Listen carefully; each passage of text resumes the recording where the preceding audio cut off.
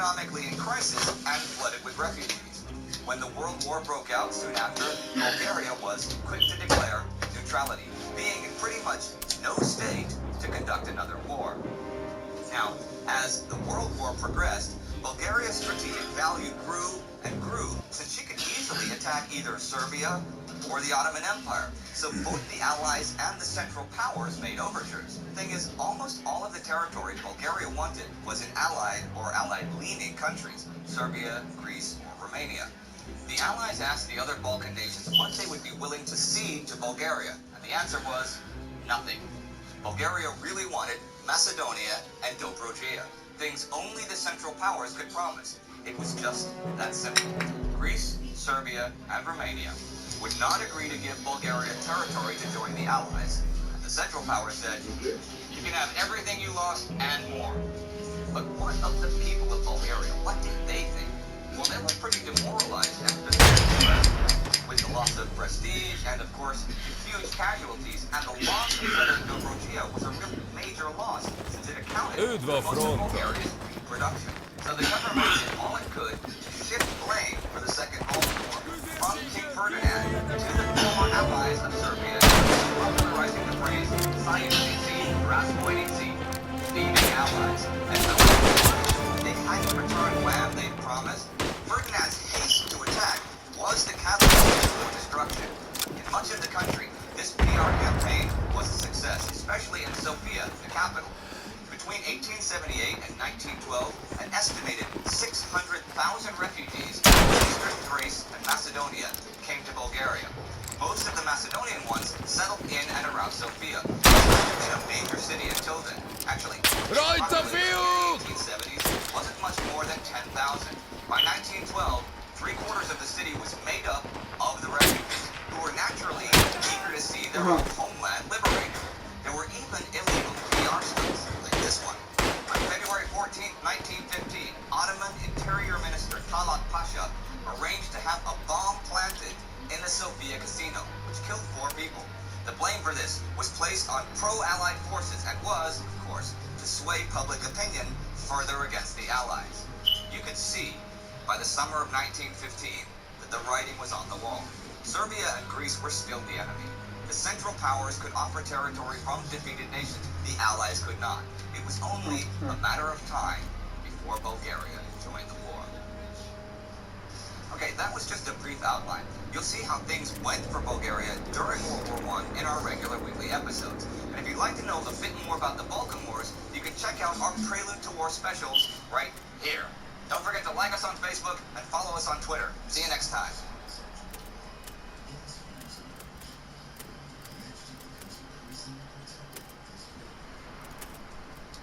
We're here in Przemysl, Poland, at the Przemysl Fortress Museum, which is at one end of the Carpathian Mountains. And on the other end of the Carpathian Mountains, 100 years ago, Romania joined the First World War in August 1916. Now, you may well be wondering just what that country was doing while the rest of Europe was at war during the preceding years. That's what I'm going to talk about today.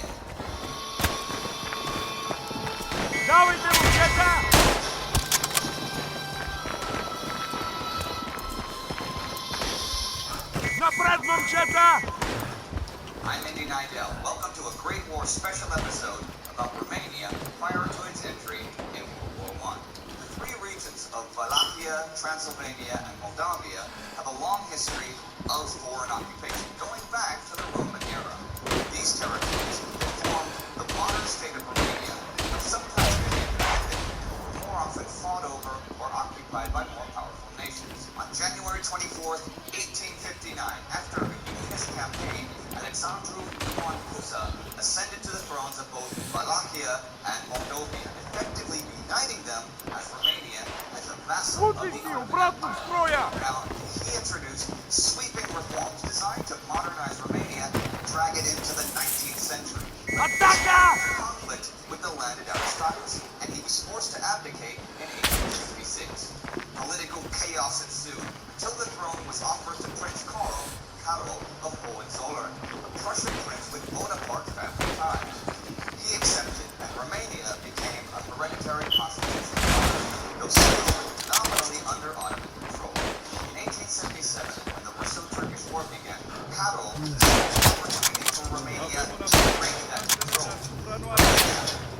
Russians pushed across Romania to attack the Ottoman forces. The Tsar asked Karol for men and assistance, which he provided. Eventually, the Turks sued for peace, and the resulting Congress of Romania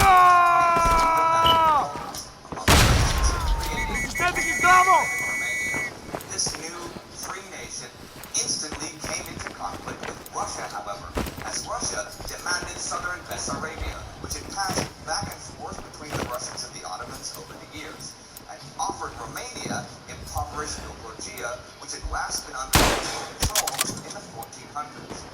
This forced exchange inflamed public opinion in Romania and culminated in the signing, in 1883, a secret treaty that bound Romania to the Triple Alliance of Germany, Austria-Hungary, and Italy, and the construction of defensive works aimed at stopping a future Russian invasion. That treaty was sort of a double-edged sword for Romania, though. It also stopped Romania from any sort of intervention into Austro-Hungarian affairs, most particularly those in Transylvania, which was only 30% Hungarian, but ruled by the Hungarian minority. In 1892, when the Romanian National Party of Transylvania petitioned Emperor Franz Joseph for equal rights and treatment, the petition was sent unopened from Vienna to Budapest, and the signatories were all arrested and sentenced to prison terms of up to 5 years. If we fast forward to 1912, Romania by then was something of a rising star, who's still mostly agricultural. The industrialization of the Prahova Valley had spurred new growth, and Romania had a surplus of around 5% of its GDP. Now, Romania did not fight the First Balkan War of 1912. It really only remained neutral because Russia had organized a deal between Bulgaria and Romania, offering Romania the fortress town of Silistra for remaining neutral. After the war, Bulgaria refused to go through the deal, and this, as you may imagine, royally pissed off Romania, who threatened to take Silistra by force, but was stopped by Russian diplomatic intervention. Bulgarian relations with Russia cooled off now because of all this, and the Bulgarian-Russian alliance was cancelled June 9, 1913. A week later, Bulgaria launched a surprise attack on Serbia and Greece without declaring war. The goal was to grab as much land as possible before the great powers could end the conflict, and so the entire Bulgarian army was committed to the invasion despite the threat of a possible Romanian invasion left behind. Well, on the 28th, Romania got assurances from Austria-Hungary. The latter would not intervene if Romania went into Bulgaria. The Romanian army mobilized on the 3rd, on June 10th, invaded a totally undefended Bulgaria. Romania invaded with 330,000 men. Bulgaria had an army close to twice that, but all were engaged in fighting in Serbia and Greece. By the 22nd, the Romanians had linked up with the Serbs at the Bulgarian rear, and this, coupled with an Ottoman advance in Bulgaria, forced Bulgaria to seek relief. Peace talks concluded with the Treaty of Bucharest in August, which stripped Bulgaria of much of the territory in the First Balkan War. Romania got not only Silistra, but the whole of southern Dobruja. But the campaign highlighted the shortcomings of the Romanian army, particularly the lack of equipment and ammunition, the quality of the officers, the disorganization of supply lines, and the inefficiency of the military. Combat casualties were virtually zero, but 6,000 Romanian soldiers had died in Tannenberg during the campaign. It's nice to recognize your shortcomings, but most of the same problems would still beset Romania in World War I. The Second Balkan War had brought Russia and Romania closer together. The Tsar even made a state visit and a planned royal wedding between the future Romanian king, Karol II, King Karol's grandnephew, and Russian Grand Duchess Olga Nikolaevna. Now, this fell through because the prospective spouses detested each other. Another effect of that war was the turn of Bulgaria into a retributionist state seeking revenge on Serbia and Romania, which would help propel Bulgaria into joining the Central Powers in the First World War. So, the First World War began. King Karol revealed the existence of the secret treaty and proposed to join the Central Powers in the war, but the treaty defensive measures Romania did not actually require to go to war, since Austria-Hungary was the aggressor. Remember, the king was of Prussian origin too, and a cousin to the Kaiser. Напред, момчета! Давайте, момчета! That included most of the Crown Council, who opted for moral neutrality as a compromise with the king and the government wanted to join the Entente. Then, October 10, 1914, King Carol died with no male heir. He was succeeded by his nephew, King Ferdinand I. Unlike his uncle, who never forgot his Germanic roots, Ferdinand instantly follow his country over his family and would reign as a true Romanian. His wife was the very British Princess Maria of Edinburgh, granddaughter of Queen Victoria, but also daughter to the Russian Grand Duchess Maria Alexandrovna, who strongly and kind of obviously urged joining the Entente. One thing to realize here is that the Romanian army is not only under-equipped in terms of guns and ammunition, but to join any side of the war had real problems getting weaponry from abroad, and Romania did not have a big weapons manufacturing industry. Still, Romania did eventually join the war, as we talked about in our regular episode. Prime Minister Ion Brătianu carefully negotiated the Romanian entry into the war, because the last thing he wanted was a repeat of the 1870s when Romania had to cede land to Russia. So the treaty formally allowed the Allies to recognize Romania's right to annex Austro-Hungarian territory that was inhabited by Romanians. This was a pretty good precaution because earlier in the summer of 1916, Allies had signed treaties that would prevent Romania from participating in any post-war peace conference as an equal. In fact, Russia didn't really want Romania to join the war because a neutral Romania guarded Russia's southern flank, but an active Romania would mean putting that security in the hands of an unproven army. All of this posturing delayed the Romanian entry into the war by 2 months until August 1916, which was pretty unfortunate timing, since the Russian army was in a bit of disarray after the enormously costly success of the Brusilov offensive over the summer. The Romanian battle plan was called the Z Hypothesis, which is a really cool name, and it was to comprise a strategic offensive into Transylvania with a strategic defense on the southern front. The offensive was to proceed for 30 days, at which point there would be a decisive battle with Austria-Hungary. Разузнавателен самолет Now, минава I'll над go into нас! all the battles in the weekly episodes, but I have to say here, this Напред, is момчета! very optimistic plan. It assumed that an offensive could repulse the Austrians before they could get German assistance, and also that the German, Bulgarian, and Ottoman forces south of the Danube were too weak to pose a threat to the southern front. Well, as we've seen each and every time a new country enters the war, it's with a blind optimism and faith in its army that usually borders on fantasy, sometimes crosses those borders. We'd like to thank Alexandru Bucur for the research that went into this episode. If there is a specific topic about the First World War that you'd like to help with the research for, please get in touch with Flo, our social media guy. And if you want to see what was going on in Bulgaria before the war, you can click right here for that. And you can like us on Facebook, and you can follow us on Twitter, and you can check out our subreddit. Don't forget to subscribe, and I will see you next time and every time.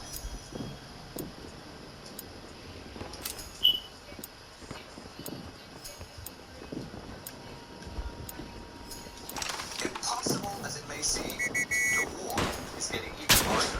This week, yet another front opened in southeastern Europe as Romania joined the war.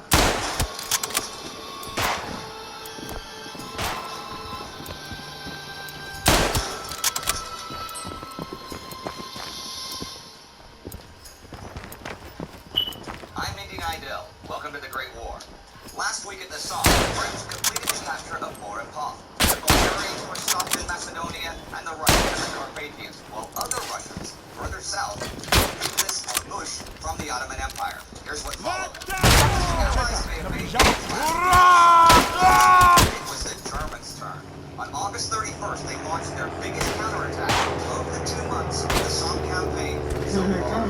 On the salient around Delville Wood, they unleashed a thunderous artillery bombardment, and then the infantry came on. They pushed the British back to the ruins of the wood, and within a few hours, all the ground gained there by the British in the second half of August had been lost. There was actually a huge change in the German army this week. This week, Chief of Staff Erich von Falkenhayn lost his job and was replaced on August 29th by Paul von Hindenburg, with Hindenburg's right hand.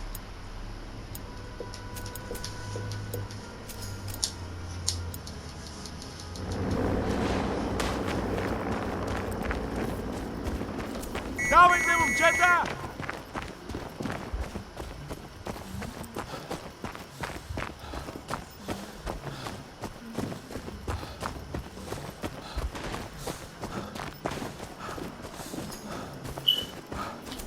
Атака!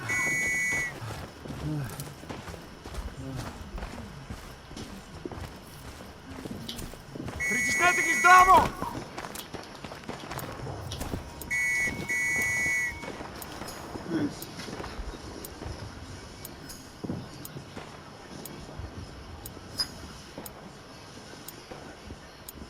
Превзехме укрепление!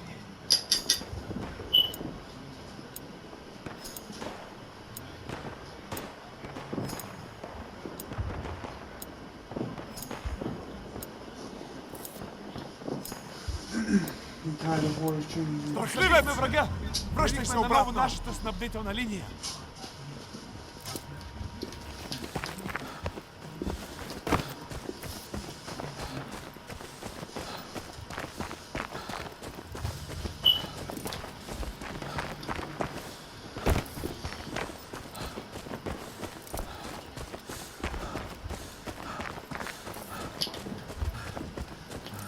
Напред, момчета!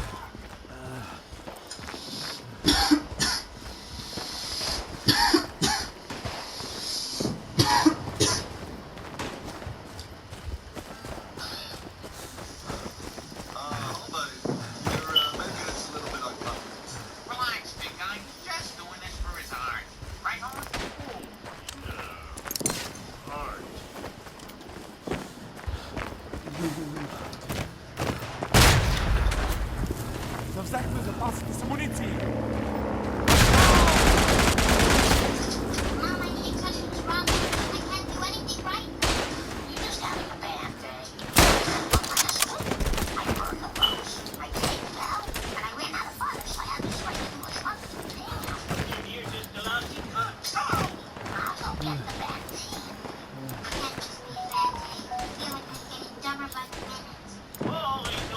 Давайте, момчета!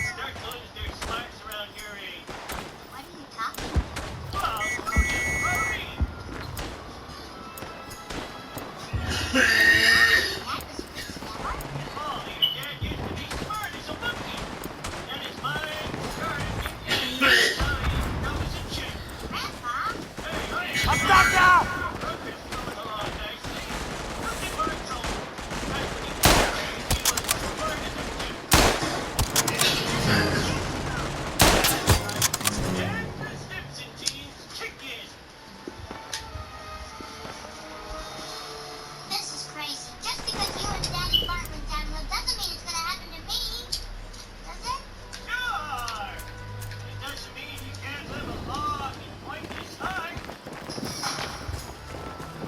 Притиснете ги здраво!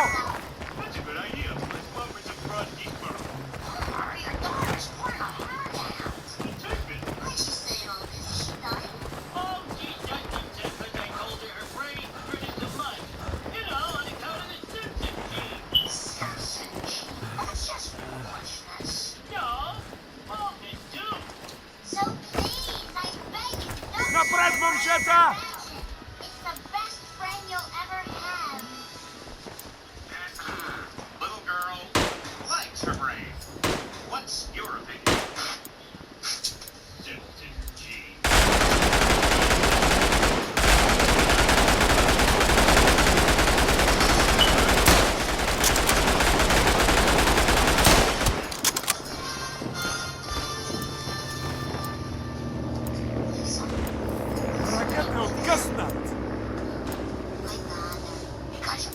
Wait, holding off the front battery.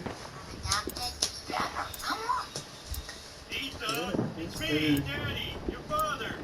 I Ah! was every Simpson in the Tri-City area, so I can prove to you there's nothing wrong with the Simpson gene. It's your great Uncle Chad. Go ahead, Chad. Tell me what you do.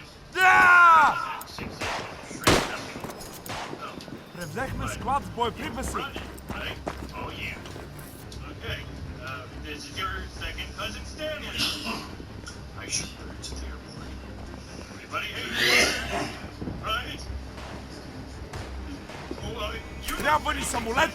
Thanks. I play a millionaire at parties. Давайте, момчета!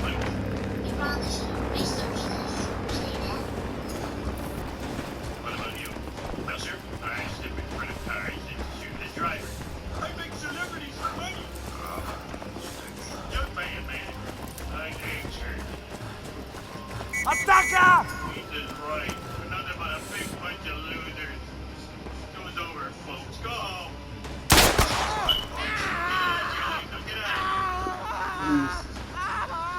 Взехме контрол над запасите от амуниции. Fine. What do you do, Dr. Simpson? Doctor? That's right. I'm chief of complicated surgery at the Invasive Care Clinic. That means you went to college, right? You have to be with the artichoke. They were developed regional sales distributor of Важно място от враговете.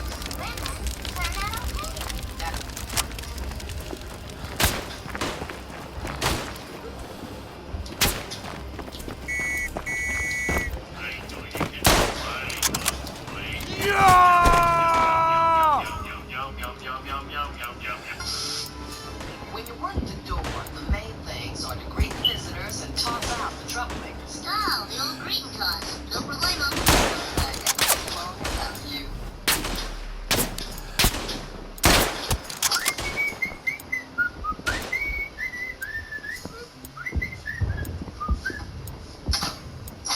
Is your name Art? What does your father know you're working here? It was his idea. In that case, I'll have a whiskey sour.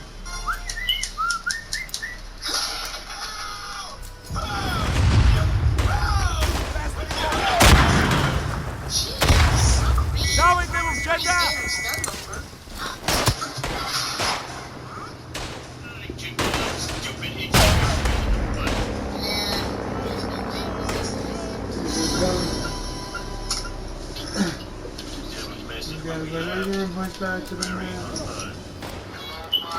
Огнево прикритие! Напред, момчета!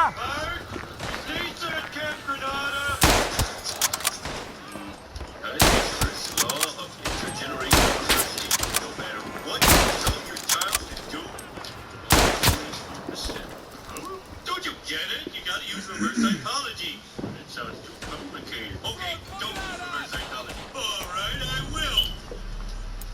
I want all 5 t-shirts to say best vacation ever. Attention, Marge Simpson. Your son has been arrested.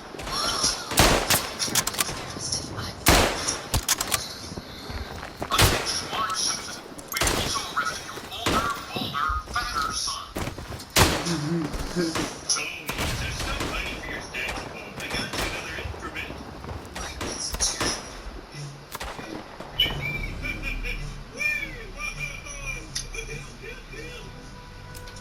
Jason, never ever stop in the middle of the hoedown.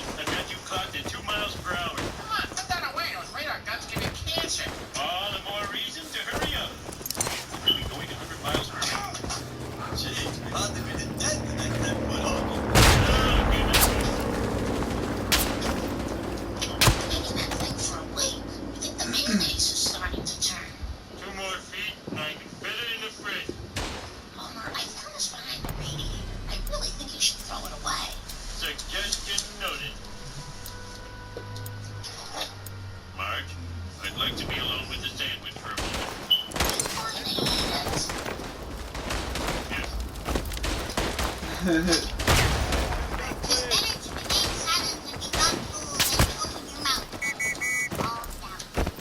does that mean? Better say something or they'll think you're stupid. Takes one to know one. Swish. Now I'm here to tell you about a remarkable new invention. Until now, this was the only way to get juice from an orange. You mean there's a better way? But that's all changed, thanks to the juice loosener. Let's meet the inventor, Dr. Nick Riviera. Hello, Toy. Hi, everybody. Boy, would you like a glass of orange juice? I sure would. But won't we have to pay those outrageous grocery store prices for something the farmer probably spit in? Anymore. All thanks to the new juice loosener. Doctor, are you sure it's all right? I can't hear a thing. It's Wizard's fire. You got all that from one bag of oranges? That's right. Order now, and you'll also get Tannenberg, the suntan lotion. That's also a laxative.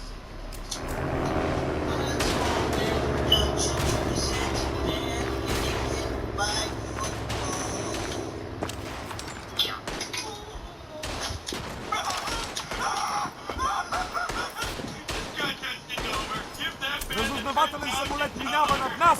This isn't America's funniest home videos. Right! It's worked at so many levels! Roll it again. Ow! Pointy! Yes, I mean, moving. $20. Wanted a peanut. $20 to buy many peanuts. Try out. Money can be paid for good services. Woohoo! Притіснете їх знову!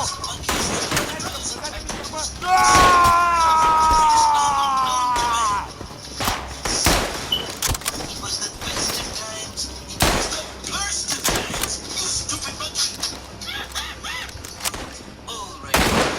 You can have the gentleman on one condition. You must resign as head of the union. Smithers, you're beginning to think that Homer Simpson is not the brilliant tactician I thought he was.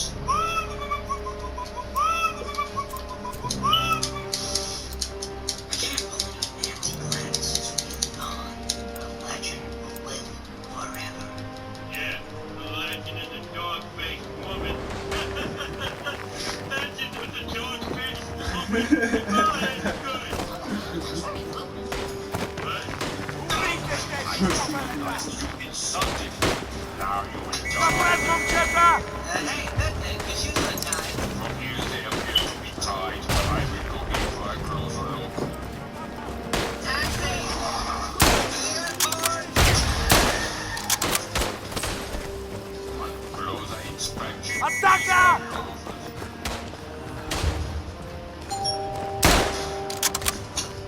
Well, so I find their directions. It's all for them. You're prepared for an unforgettable luncheon.